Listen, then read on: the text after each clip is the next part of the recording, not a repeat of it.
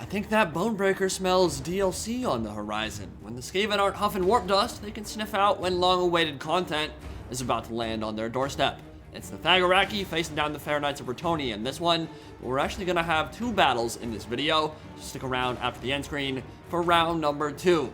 We've come to the Plains of the Dead. Clan Scryer and Clan Mulder working together, and before this night is done, their plan will be unfurled. By the dawning of the sun, they'll take over the world. Unless Alberic Generic can do something about it. Y'all ready to get pegged? It's a Hippogriff Knight and some Royal Pegasus Knights coming in with some close air support.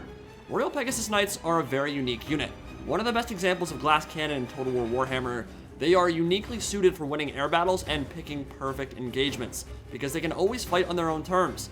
Perfect vigor, incredible speed, magical attacks, and the best thing about them is that they will always get their charge bonus off and prevent an enemy unit from doing the same, which is super useful when you're trying to take down monsters or enemy cav. On the flip side, they are very expensive and love getting stuck when trying to escape from fights on the ground, which is a bad combination with their inherent squishiness. Used well, they can systematically isolate every important enemy unit, but make a micro mistake, get outplayed, or just get unlucky, and they can pretty much single-handedly lose you the game as well. Hard to recover from losing 1,600 or 3,200 gold and generating no value, and that is a risk you will always run with them on the field. They synergize exceptionally well with Spirit of the Tempest from Alberic, because their base movement speed is so high, add 10% additional on top of that, they get up to 116 speed, which is absurd. They can outrun pretty much anything in the game, and unlike most units near that mark, actually have the power to kill stuff as well, and kill it fast. So, fun unit, but definitely a risky one. Lore of Heaven's caster with Wind Blast, Harmonic Convergence, and Curse of the Midnight Wind gives her a surprising amount of DPS and some really nice buffs and debuffs. And over on this side, we have the Frenzied Defenders of the Fleur-de-Lis, Knights Errant that hit more like Knights of the Realm. They actually have quite a nice charge bonus and some good melee capabilities with that Frenzy as well. So as we go to the other side of the battlefield for the Skaven, I like this army comp quite a bit. It's a Death Star of Rat Ogres and Doomwheels and a Plague Furnace in the center with hordes of cheap infantry.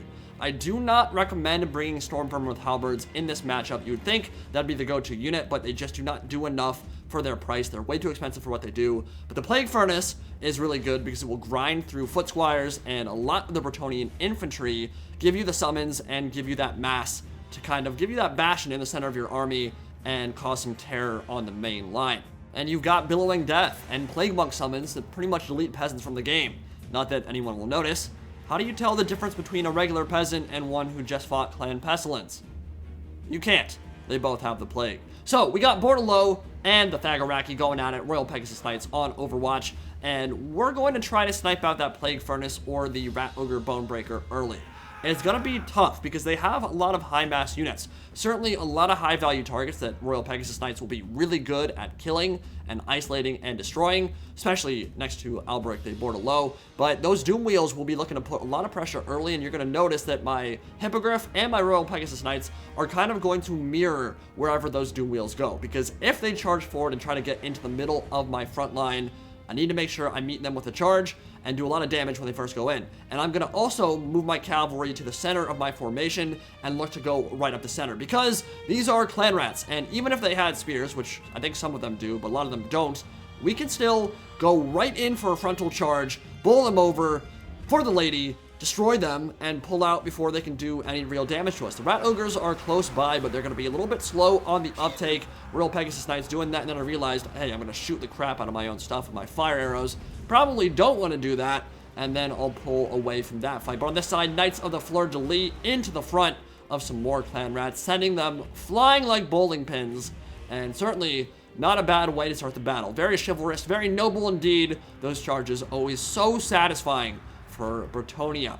Doomwheel going up the center. Bit of a miss micro on my Knights of the Realm. I'll need to pull out. That's a bad spot for them to be in. Doomwheel and the Bonebreaker and the Rat Ogres all very close by, so definitely looking to extricate myself from that situation. And already, we have 2 or 3 entire infantry units already running for the hills. Not a bad start. And time to unleash that patented gooning potential. Doomwheel gonna get pegged if he sticks around, and won't be long for this world if those Royal Pegasus Knights manage to get a full surround off. Alberic de Bordeleaux popping that heroic killing blow, getting an additional 40% AP and weapon damage. And I think it's time for Mr. Peasant to go for a spin. You spin me round, baby, right round, like a record player, baby. Fatality. Finish him. One of the coolest killing animations in the entirety of Total War Warhammer 2. Amazing. And he is making his presence felt in the center. On top of that, Bonebreaker. So we've got Alberic still causing some terror, and the Doomwheel managed to get away, charging through the peasants and into the foot squires. Gonna do a lot of damage there with that bonus for infantry and AP. But Curse of the Midnight Wind going down in the middle. That will severely debuff the armor and melee attack of that Goon squad for the Rat Ogres and the Bonebreaker. The Rogers won't be able to hit too hard when their melee attack is essentially cut in half, or even more than that. And Alberic about to land in the middle of some more Rat Ogres. And the Royal Pegasus Knights, this is what makes them so special compared to a lot of the other cavalry in the game. Rat Ogres have no chance to get their charge bonus off, and they have a pretty substantial one. They can't do it because they're charging into a unit that is technically on high above them, and so they can't actually get their charge bonus off. They can't click an attack order until the Pegasus Knights are already landed in their ranks. And at that point, it's going to be real bad for the Rogers. They cannot fight Royal Pegasus 1v1, and especially when they're backed up by Alberic, that's certainly not going to go well for them, and almost immediately they are going to melt under that assault. Nice charge from the Knights of the Realm, but the Bonebreaker and the Plague Furnace still causing tons of havoc, and both Doomwheels are still alive. Cavalry a little bit too blobbed up on those Doomwheels. I'd like to see some kind of summon behind those cavalry to maybe pin them in place and then charge them with the Rat Ogres. Be a really good idea if you're the Skaven, and definitely a micro mistake from that Damsel of Heavens. She was too far up in that melee grind, and she got punished for it. She's now running. Might come back though. She does have the mobility to escape from a Bonebreaker, and the Ratman Command got overzealous, chasing down my fair lady. They're on an island unto themselves, which is where this flying Goon squad thrives. When there's lots of infantry to pin them in place, Pegs can suffer pretty hard, but get out of position even just a little, and few units in this series can punish that better or quicker. Close air support on its way, landed now, and it comes in the form of Knights who eat Rat Ogres for breakfast just off the charge. Rat Ogres melt, Bonebreaker terror routes, and Alberic de Bordeleaux and his Goon squad can go after him. And the peasants, who have been firing for a lot of this battle, really haven't had too many summons get sent their way because the front line was dealing with so much of that cavalry assault coming in, trying to pin them in place. The Bonebreaker getting sniped out, and Alberic will land behind him. One attack from that huge Hippogriff will be enough to send the Skaven Warlord tumbling from his scaffolding, and another Molder monster hits the deck. Good night, sweet prince. And the cameraman just got shot by a fire arrow. Oof, ouch, oof, ow, oof, that hurt. Okay, so we've got Rat Ogres killing some Knights of the Realm, and wavering on both sides. Skaven putting a ton of pressure on the Bretonnian left flank, and they still have that Leadership Bastion. They still have the Plague Furnace, almost full HP. So even though this Doomwheel is about to get sent to the Shadow Realm, Hippogriff and Royal Peg should be more than enough to destroy that monstrosity from Clan Scryer. Still got a lot of stuff to worry about because that Plague Furnace is a big issue and is in the middle of a huge Death Star of Thagaraki troops. Hippogriff ripping it apart, and a bunch of little rat men came tumbling out the side of it. And over here, the other Doomwheel, again getting swarmed, a little bit again too far away from the rest of the Skaven infantry, and will get destroyed. So that is a lot of really high value targets that just got eliminated in quick succession by the Goon squad of Alberic and those Royal Pegasus Knights. And that definitely hurts if you're the Skaven. Things looking a little bit bleak for them. Definitely something that Howling Warp Gale and a couple Warp Lightning Cannons would deal really well with. Bretonnian cavalry gets destroyed by Warp Lightning Cannons, and Howling Warp Gale obviously a hard counter to both Alberic on a Hippogriff and those Royal Pegasus Knights. But of course, you don't always expect Royal Pegasus Knights on the field. In fact, they're not really the most common pick by any means, but Clan Rats and a bunch of Rat Ogres coming in from behind. Damsel of the Lord of Heavens has returned, and they've got a nice surround off on the Bordeleaux line. But again, Alberic and those Royal Pegasus Knights charging forward to the protection of their peasant brethren, and they will push these Skaven back. Another beautiful charge into the Rat Ogres, and that is like the 5th or 6th, maybe the 7th high value unit for the Skaven that have been isolated and destroyed by these flyers.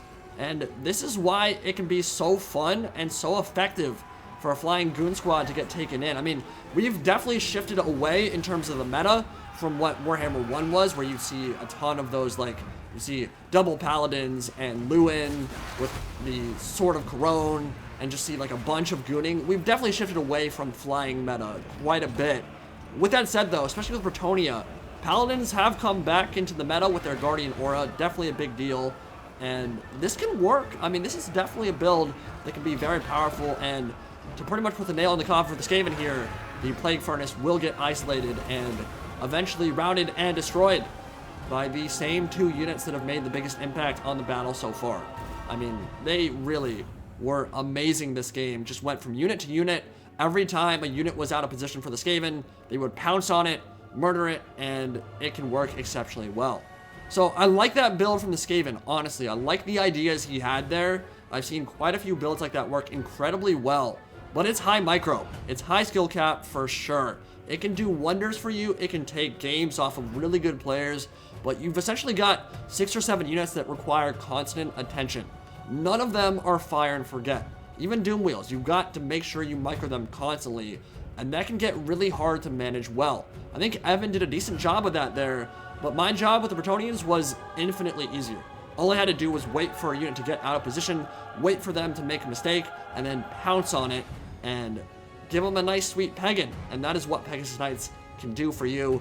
Not a massive amount of kills, but it was all on incredibly important units. The only ones that could actually carry the battle for the Thagaraki. So definitely can work out, but it can also be very risky, and it can be a huge loss when you don't use them to their fullest potential, because they are 1600 gold, and a unit that can get pinned as easily as them, very challenging if you end up losing them in a bad fight. So here, we're going to be playing against the Empire, against the same opponent, Evan, who is from the Total War Warhammer 2 multiplayer tournament Discord, and Royal Pegasus Knights on Overwatch again. 2 of them this time, though, with Alberic de Bordeleaux, some Knights of the Realm, some Knights Errant, the defenders of the Fleur-de-Lis, Foot Squires, and plenty of Peasant Bowmen to snipe out those archers if they do go for crossbows or if they go for handguns. And for the Empire, this is what you might expect to see if you're playing with Karl Franz against Bretonnia. It is a very powerful cavalry-centric build that is supported by Lore of Life and by a Warrior Priest with that Grand Shield of Faith and that Grand Hammer of Sigmar. And that plus 26 melee attack buff and the ward save he grants to all that stuff, when combined with Regrowths and Earthbloods, it gets very scary and very challenging to kill Demigryph Knights with Halberds. So they are, of course, a hard counter to Royal Pegasus Knights. The benefit we have here, though, in this battle, is that the Pegasus Knights can get their full charge off while the Demis can't. So if we can maybe get them in a bad situation, make them overcommit, maybe get some men-at-arms spears in there, tie them down a bit, then get a rear charge, Royal Pegasus Knights will still melt them and hurt them real bad, but still pretty scary. Now here, you see great swords. I've kind of left a gap in my line purposely so that he'll go after my Foot Squires and pull them back, but I don't need to engage right away because Foot Squires will actually lose to Great Swords 1v1. So I'm gonna bait those Great Swords through the gap and then shred them with 3 units of Peasant Bowmen fire, because they don't have any shield block chance. They are getting melted, and then we can send the Foot Squires in and easily win that fight. Curse of the Midnight Wind going down on the right flank, and the Royal Pegs and the Cavalry circling around, trying to find an opening. There are Silver Bullet handgunners in the back. They are hidden, or they were hidden, not anymore, and those magical attacks will do quite a bit of damage, because Royal Pegasus Knights do not enjoy getting a bunch of armor-piercing volleys to the face from close range. And so they kind of overextended a bit. They went after the Hammer of the Witches, that great cannon for the Empire, and in so doing, left a few models on the ground as they tried to run away, and they're going to get sliced up a bit by those demis and shot up by the handguns, and that is going to hurt quite a bit to start the game. So to save those remaining few models, we've got the Knights of the Realm charging into the demis. Not a fight they can win, but maybe buffed up by the Royal Pegasus Knights and supported by Harmonic Convergence, might be able to take that fight. Those are the Royal Altdorf Griffites, though, Monstrous Cav that are absolutely terrifying. They're getting an Earthblood sent their way. They're getting the ward save from the Warrior Priest. Galmaraz is nearby, that plus 16 bonus for large to Karl Franz. That's an issue over there, and probably not a very good engagement for Bordeleaux. It's gonna hurt. I mean, those Knights of the Realm are melting. Plus 26 melee attack just makes that so terrifying for the demis. But the handguns, silver bullets, got isolated and destroyed, and now we can maybe get at those Hammer of the Witches as well, get that Regiment of Renown off the field, and the Knights of the Fleur-de-Lis with a rear charge into the back of those Demigryph Knights with Halberds. It's a perfect surround. I mean, you can't really ask for better than that. The problem is, those are Demigryph Knights. Those are the best cavalry killers in all of Total War Warhammer. I don't know if you're going to be able to bring them down too easy. So as this battle progresses, you can see that some spearmen made it through the main line, and they're actually putting a lot of pressure on those peasant bowmen who are trying very desperately to get the hell away from them. But the problem is, as they run out to the right flank, that opens up a very clear avenue of attack for those Royal Altdorf Gryphites who, if they see it, will go right for it. And yeah, that's gonna be pretty painful if they go for those archers, and they don't really have anywhere to go because all the cavalry on that side has already been committed and destroyed. Royal Pegs, 3 of them managing to escape, but I don't know if they'll be coming back. Nice rear charge into the greatswords with those Royal Pegasus Knights, but to be fair, they should probably be going for the Royal Altdorf Gryphites and trying to tie them down, because maybe combined with the peasant bowmen, they could do enough damage to cause them to rout, but it's a problem right now. Royal Altdorf Gryphites into the cookie jar, and peasant bowmen immediately terrified off that charge. They don't have leadership to sustain in that fight. But the Lore of Life caster for the Empire in a bad spot. You're in the wrong neighborhood, Motherlicka. Royal Pegasus Knights going after him, but they're coming back, and now gotta extricate ourselves and go somewhere else, because those demis cannot be taken down in a 1v1 fight. Need to make sure they're committed somewhere else before we charge them. Looks like over on this side, with a Curse of the Midnight Wind from the Damsel of the Lore of Heavens, these demis and the Grand Hammer of Sigma, the Hammer of the Witches, will finally go down. And just in time, as those Royal Altdorf Gryphites try to close the gap, manage to get up into the air and go somewhere else. It's what Pegasus Knights are very good at doing, no question about it, making sure that they can only take the engagements they want to, but they've already taken a few bad ones this game, and that's 100% my fault, and we're a bit on the back foot right now, but we can bring this back. So how do we bring it back? Well, need to make sure that we avoid those demis at all costs for now and go for everything else. Because if the demis are the only thing that's left, if we can pin them down, wait for them to maybe charge some peasant bowmen or maybe some men-at-arms and then get a rear charge off, they will die. Right here, micro mistake from Evan, and the Lore of Life caster got way out of position chasing down some routing units, and that means he will die, and die horribly. He's gonna get pegged. That's what they're good for. Gonna surround him, bonus for large, AP, very nice stuff. Should definitely rout, and if we can't quite kill him in time, he'll be running to the edge of the map and we can chase him off from there. So, no more healing going the way of the Empire cavalry, which is gonna be pretty nice. There's still a huge issue, and that's that the Empire Goon squad still exists. Alberic, about to land on that Lore of Life's, well, I was gonna say on his head, but doesn't have a head anymore. He's been relieved of his cranium. And there's still the Warrior Priest, there's still the Royal Altdorf Gryphites, there's still Karl Franz, there's still Gal Moraz, and all my infantry is gone. And I realize there's no point in running around and trying to get cycle charges here or there. I'm gonna lose. And that was a perfect counter build from Evan. Really well played with those Royal Altdorf Gryphites and the demis. They are vicious against Bretonnian cavalry, and especially buffed up by a Warrior Priest and Lore of Life, it can be so hard for Bretonnia to actually bring them down. Silver bullets were also kind of an issue, got a couple good volleys in as well. And I think I overcommitted to getting into his back line, and it put me in a bad situation where just off the first couple minutes of the game, my Pegasus Knights were already hurting pretty bad. One of them was below half HP. I then overcommitted even more through good money after bad, and kind of sunk cost fallacy, sent the Knights of the Realm in, and they died, and then already that was 2,500 gold down the drain in the first couple minutes, and from there it was all downhill. If you want to get the most out of your Royal Pegasus Knights, I definitely recommend bringing Lore of Life, but I've found it kind of boring recently. I like to mix it up a bit, so Lore of Heaven's certainly not a bad one. Very well played to Evan. Awesome games. I'll see you next time. Indie Pride, signing out for now.